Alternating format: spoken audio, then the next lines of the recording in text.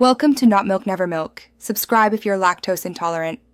You start by importing your footage and creating a composition that matches resolution and frame rate. Once imported, drag the clip into the timeline and duplicate the layer so you keep an untouched original.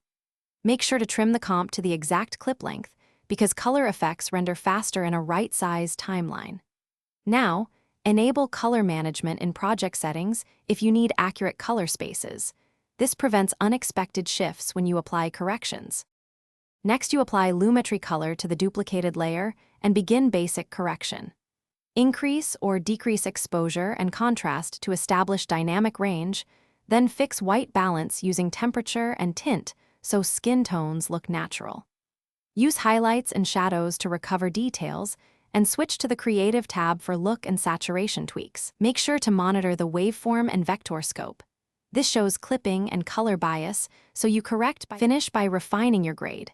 Use HSL secondary or curves to isolate and tweak specific hues, and add an adjustment layer for global film looks or vignettes. If the footage is noisy, apply a light denoiser before sharpening. Once satisfied, render using Media Encoder, choose the correct color profile and bitrate, and export.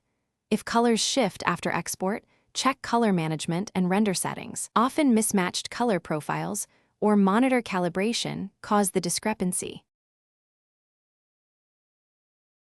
Thanks for watching. If this was helpful, leave a like and consider subscribing. See you next time.